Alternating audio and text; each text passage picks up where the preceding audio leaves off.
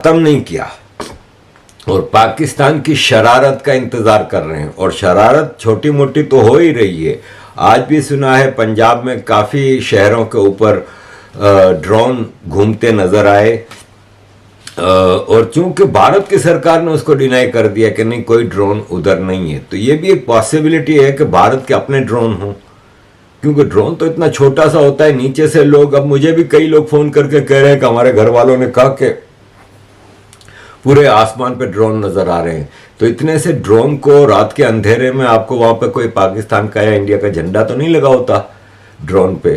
तो पॉसिबिलिटी है कि सर्वेलेंस ड्रोन हो, भारत के अपने हों, चेक कर रहे हों, या वो सब चीजें हों, लेकिन बहरहाल शरारत पाकिस्तान की तरफ से तो होगी, और जब होगी तो अच्छी तरह पता चल जाएगा पाकिस्तान को कि भारत इसका क्या जवाब देता है। तो बलूचिस्तान के हवाले से ज़्यादा सीरियस सिचुएशन है, और बलूचिस्तान के ख़ास तौर पे BLA ग्रुप ने कई प्रेस रिलीज इशू किए हैं जिसमें कहा है कि हम बिल्कुल भारत के साथ हैं। अगर भारत पाकिस्तान के ईस्ट साइड से घुसता है तो हम वेस्ट साइड से अफगानिस्तान के साथ मिलकर पाकिस्तान का कीमा बनाएंगे। तो पाकिस्तान के लिए सिचुएशन अंदरूनी तौर पे बहुत ख़राब है। इमरान खान वाले भी वापस शुरू हो गए हैं। तो और पानी, उस पर अलग से मैं एक वीडियो बना रहा हूँ, बहुत ख़तरनाक सिचुएशन हो गई है पानी वाले इशू की भी। अजीज दोस्तों देखें, किरना हिल सरगोदा में मशफ बेस, वहां पे पाकिस्तान ने सोचा कि किसी को पता नहीं चलेगा, और वहां पे पाकिस्तान का स्टॉक पाइल जमा था न्यूक्लियर बॉम्ब का।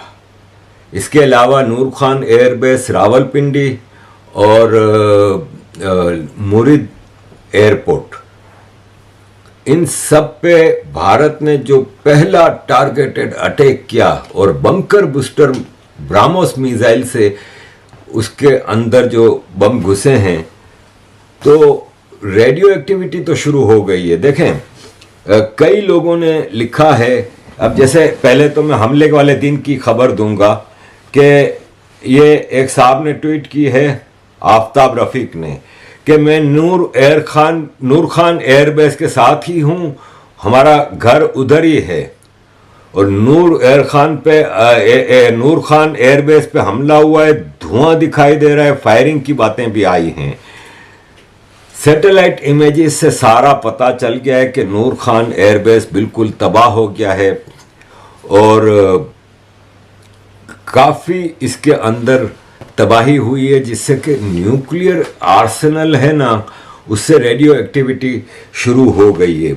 और इसका प्रूफ भी मैं दूंगा कि ये लुकमान राव हैं, वो वहाँ उस इलाके में रहते हैं सरगोदा के पास जहाँ से ये रेडियो एक्टिविटी शुरू हुई है, और उसमें लिखा है उन्होंने कि हमें कुछ दिनों से अपना इलाका खाली करने का कहा है, पता नहीं क्या हुआ है। उन्होंने कहा है कि कोई तापकारी यानी रेडियो एक्टिविटी गैस निकली है, इसे ठीक करने में कुछ दिन लगेंगे, लेकिन हम अपना घर कैसे छोड़ सकते हैं? हम गांव के लोग हैं, हम ज़्यादा देर तक अपने घर से दूर रहने के आदी नहीं हैं। हम हुकूमत से दरख्वास्त करते हैं कि हमें मजबूर ना करें।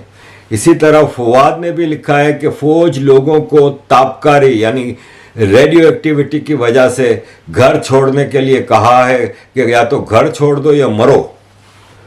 रिपोर्ट है कि इस्लामाबाद, सरगोदा और नॉर्थ वेस्ट पंजाब में रेडियो एक्टिविटी की वजह से बहुत सारे लोगों को स्किन डिजीज, खारिश, आँखों की जलन, सूजन, ये सब चीज़ों की बड़ी शिकायत है।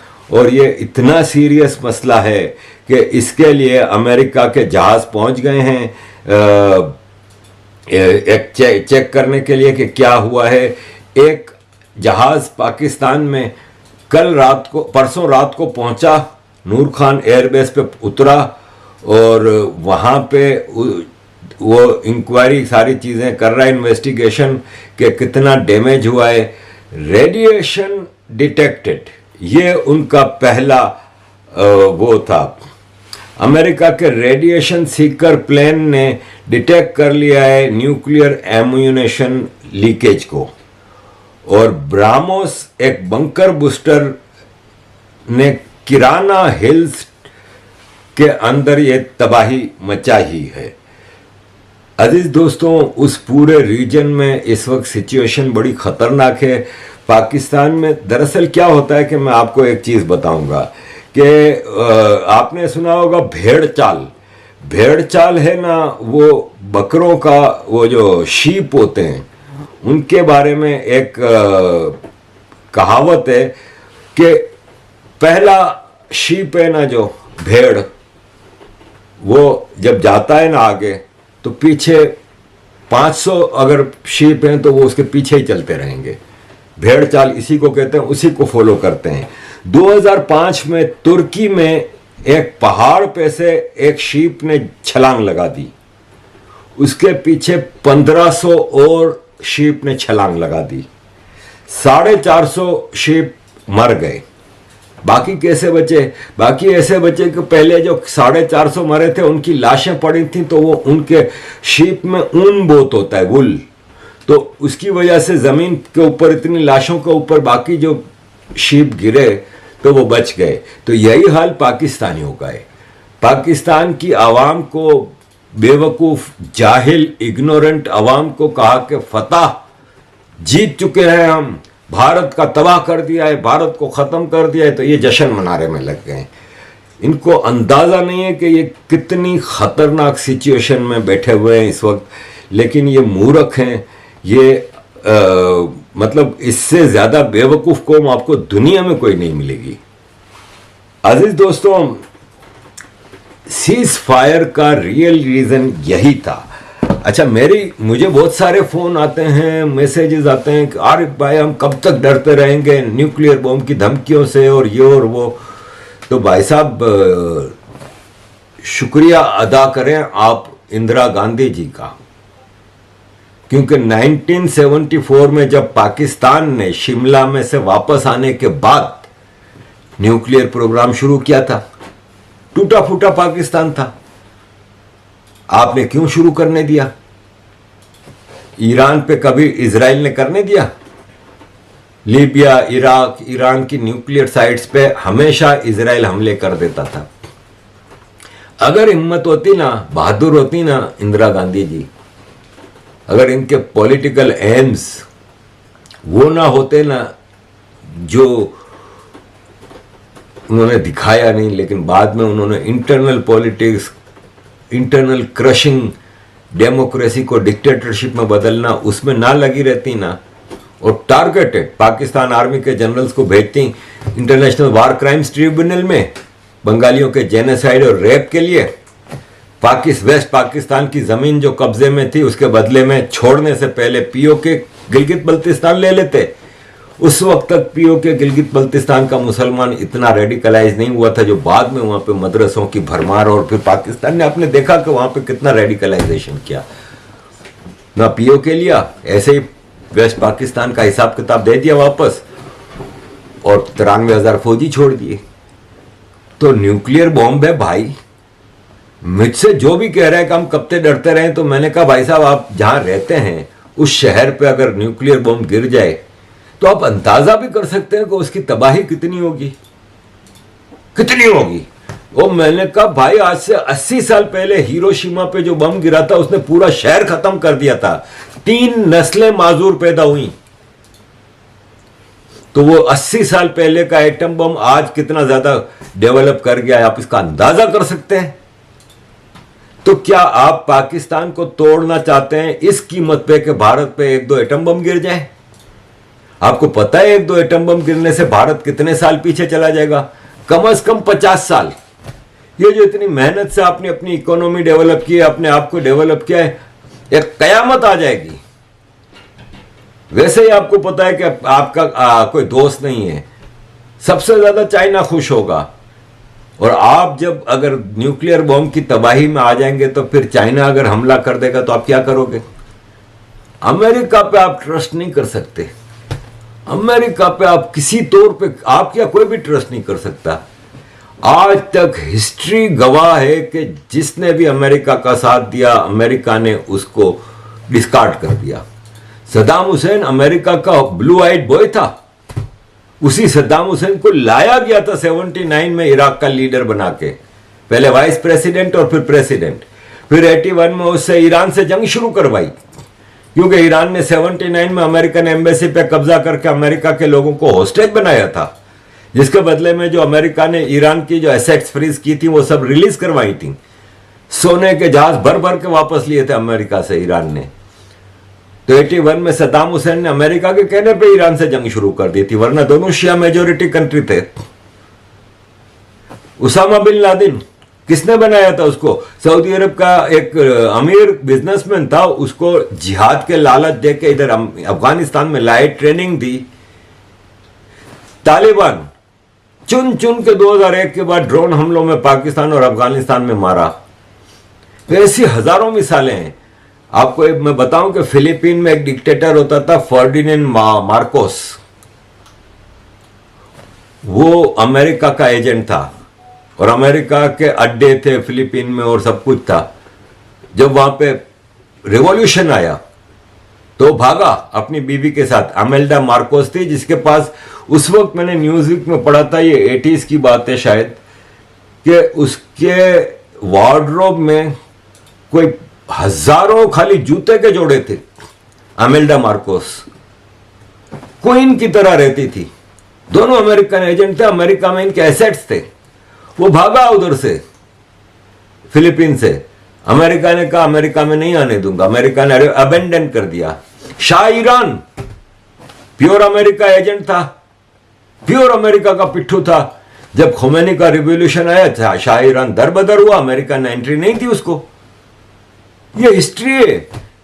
अपने पिट्ठू जियाउल हक को अपने ही एम्बेसडर के साथ हवाई जहाज में मरवा दिया था। You can not trust America.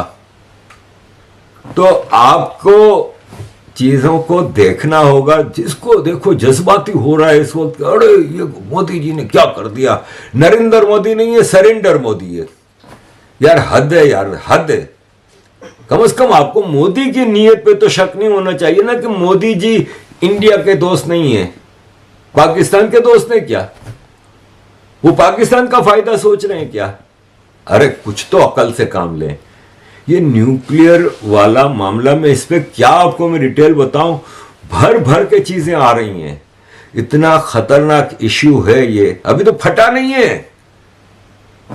और उस पे अमेरिका के एक बहुत बड़े थिंक टैंक उस पे मैं बोल रहे थे, मैं टीवी पे देख रहा था, वो कह रहे थे कि भारत इतना शातिर और इतना मतलब समझदार है कि भारत ने नूर खान एयरबेस में बंकर बूस्टर, जब ब्राह्मोस मिसाइल मारा है, जो बैलिस्टिक मिसाइल है, वो चाहते तो उसके अंदर, बंकर के अंदर मार सकते थे। उन्होंने बंकर के कॉर्नर पे मारा, जिससे हिलजुल हुई है थोड़ी। अभी अगर अंदर जाता ना, आई अश्योर यू कि इस्लामाबाद, रावलपिंडी सब फारिग हो जाते। तो आप कहेंगे कि फिर क्यों नहीं किया? तो भारत एक रिस्पॉन्सिबल कंट्री भी है भाई। Nuclear bomb means millions of people भाई, मिलियंस। आप अंदाजा कर सकते हैं कि अगर भारत ने वो चीज कर दी होती तो आज भारत के खिलाफ पूरी दुनिया खड़ी होती। आपके साथ वो होता जो आप सोच भी नहीं सकते। ये कोई मोहल्ले की लड़ाई नहीं है कि चल भाई डंडे उठाओ, मारो, कूटो, खत्म कर दो। तो जरा समझदारी से काम लें। मैं न्यूक्लियर के हवाले से आपको ज्यादा डिटेल में, अब जैसे रिवर नाइल है ना जो इजिप्ट में, उसके पास कुछ ऐसी चीजें हैं जो न्यूक्लियर रेडियो एक्टिविटी को खत्म करने में आसानी पैदा करते हैं। तो ये न्यूट्रॉन एब्जॉर्प्शन, जिसको बोरोन कहते हैं, ये बोरोन है ना, न्यूक्लियर एब्जॉर्प्शन की जो चीजें, ये रिवर नाइल के पास बहुत भरी पड़ी हैं। तो इजिप्ट का एक कार्गो EG 1916 फौरन पाकिस्तान पहुंचा। ये बोरन का ढेर लेके अमेरिका ने इजिप्ट को कहा कि भाई साहब ये बोरन भेजो, पाकिस्तान में तो कयामत आ गई है। और इस वक्त अमेरिका वाले इजिप्ट की इस इक्विपमेंट के साथ और इंटरनेशनल एटॉमिक एनर्जी की जो एसोसिएशन है वो सब मिल के पूरे इक्विपमेंट के साथ उधर लगे हुए हैं। और इसमें सबसे अच्छी चीज क्या हो रही है कि अब पाकिस्तान के सारे न्यूक्लियर आर्सेनल है वो अमेरिका की नजरों में आ जाएंगे, सब चीजें। फिर पाकिस्तान हिलने जुलने जैसा नहीं रहेगा। तो लॉन्ग टर्म थोड़ा सोचें, जहां आपने इस पाकिस्तानी नासूर को 77-78 साल बर्दाश्त किया है, तो इतना उतावला होने की क्या जरूरत है, इतनी जल्दी क्या है, जरा सब्र करें। और इस जंग में भी आपका भी नुकसान हुआ है, क्योंकि भारत ने कहीं नहीं कहा कि हमारा नुकसान नहीं हुआ। भारत के आर्मी मिलिट्री की जो कॉन्फ्रेंस थी, जो प्रेस कॉन्फ्रेंस, उसमें उन्होंने कहा कि हाँ भाई जंग में नुकसान होता है, सबका होता है, लेकिन अभी हम नुकसान थोड़ी आपको कैलकुलेट करके बताएंगे।